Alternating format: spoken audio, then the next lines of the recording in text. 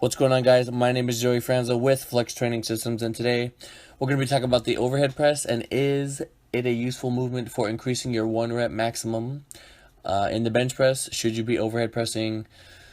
Do I bench press with overhead press as a secondary movement? Yep, alrighty, let's get right into the video. Alright, so the overhead press is one of those movements that a lot of guys, there's kind of like two camps. There's people that really love it. It's like one of their favorite movements. And then there's people that could care less. They don't really care. They just care about how strong their bench press is. And then you might fall somewhere in the middle. Maybe you're someone that does it for the aesthetics.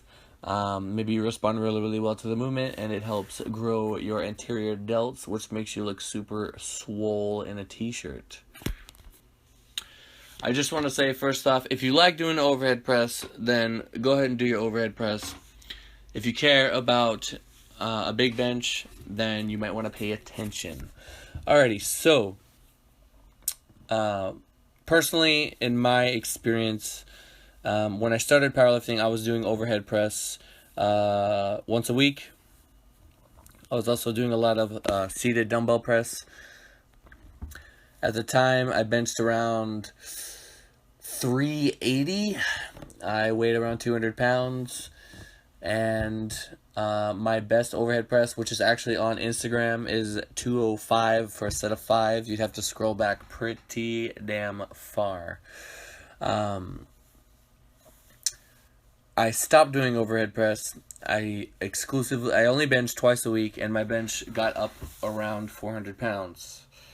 Then I was doing a lot of touch and go bench at the time. I started doing a lot of pause bench, and that's what got my bench even higher. And then I added a third day of pause benching, and my bench went even higher. So in my experience, I saw the overhead press as a movement that was probably taking away from my benching. And I mean, this is obviously anecdote, but I've seen this with many, many lifters.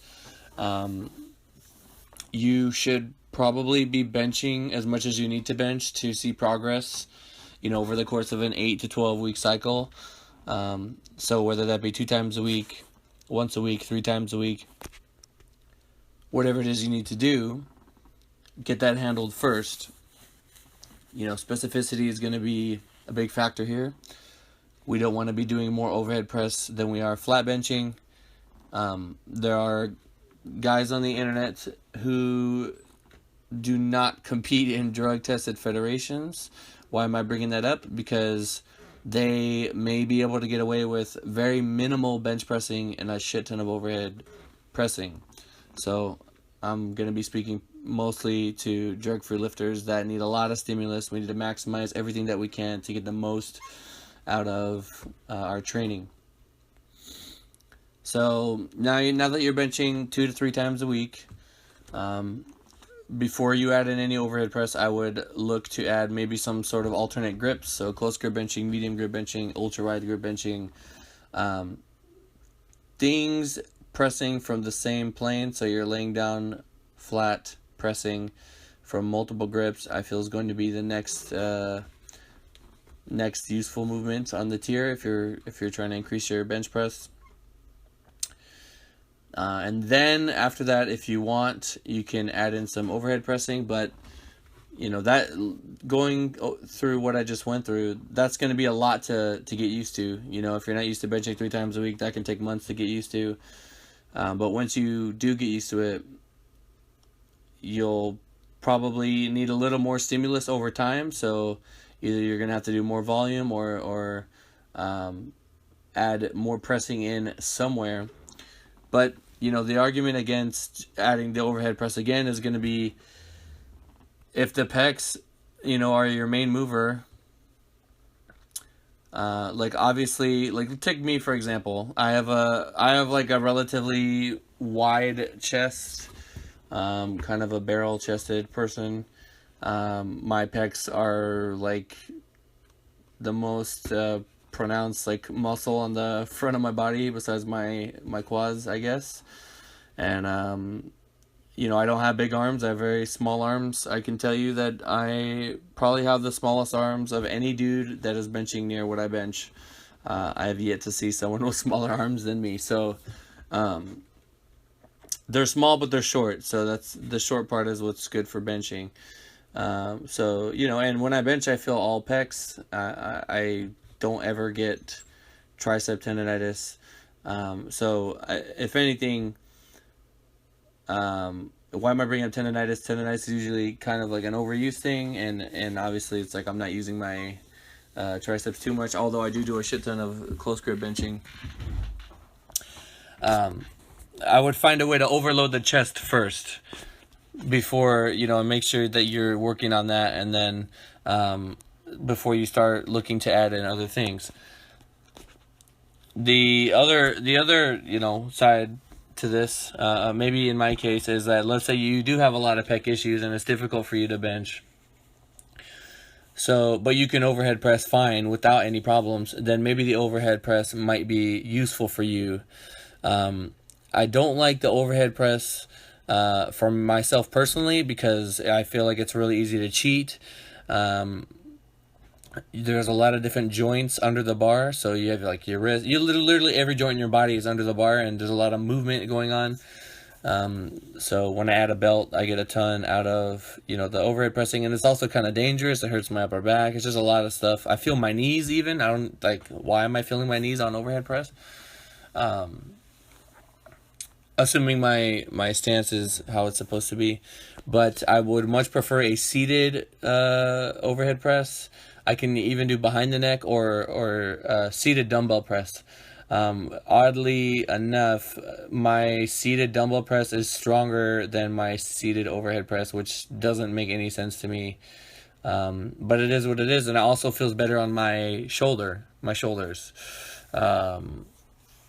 You're already doing so much pressing with a barbell.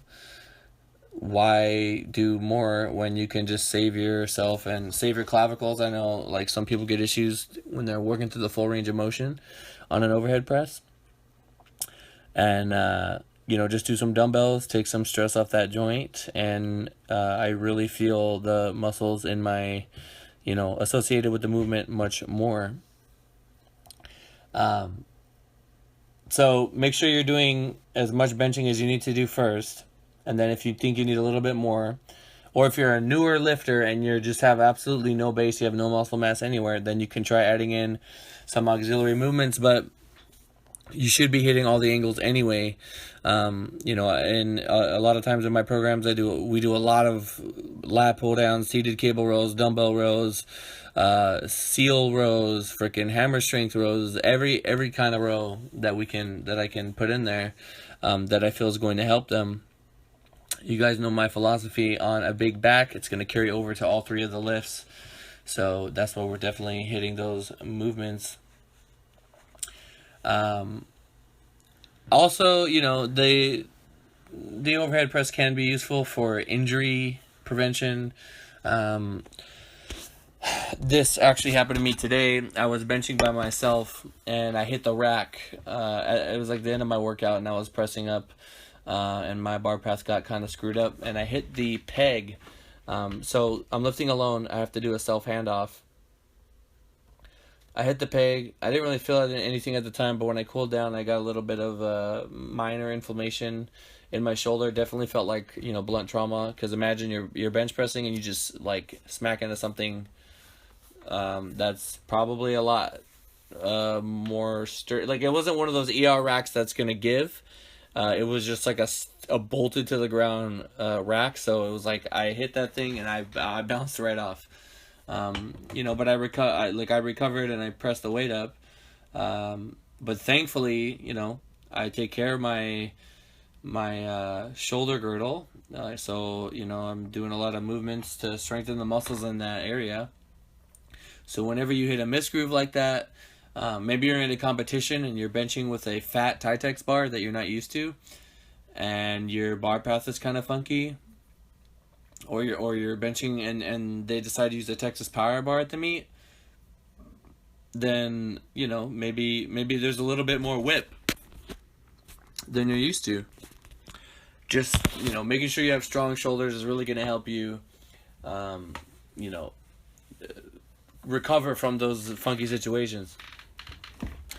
So the conclusion, for me, it's going to be an individual thing, but for the most part, I would say that for like a lot of people out there, if they were to just stop overhead pressing or minimize it and and do more flat benching, obviously you have to do everything intelligently.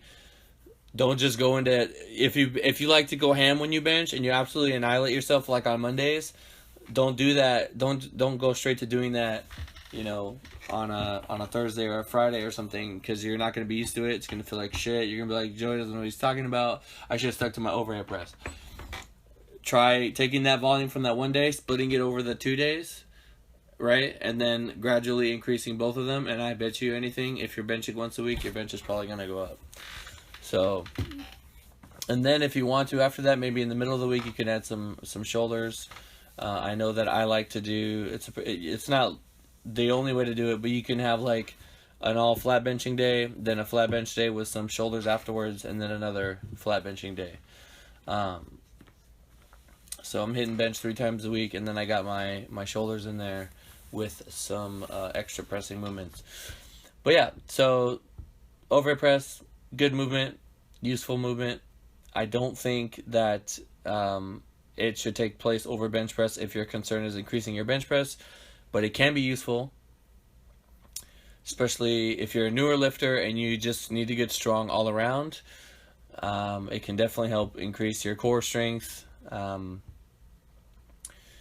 It's one of those bang for your buck movements, but I do think that it can be replaced with other movements if you can't do it. Seated dumbbell press, you know, seated behind the neck, shoulders, incline. You can even do incline bench press if you have issues doing overhead press. Again, the more specific you get, the closer to the flat bench that you get with whatever the movement is, the better off or the higher priority that movement is going to be.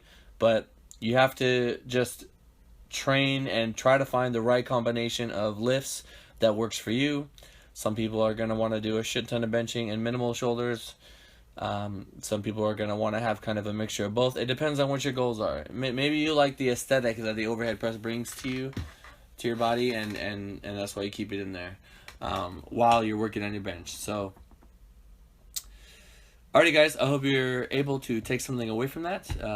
Another one of those mini podcasts. If you guys feel this video deserves so, please drop a like. I will try to do these at least once a week. I know that there are some of you who you don't really have time to watch my videos, or you're busy doing something else. Maybe you're riding a bike and you want to just listen to something. So for those of you out there that do like these audio only videos, I appreciate you, and I wish you guys well wherever you are, and I will hopefully see some of you at the Arnold. And that being said, I will talk to you in the next video.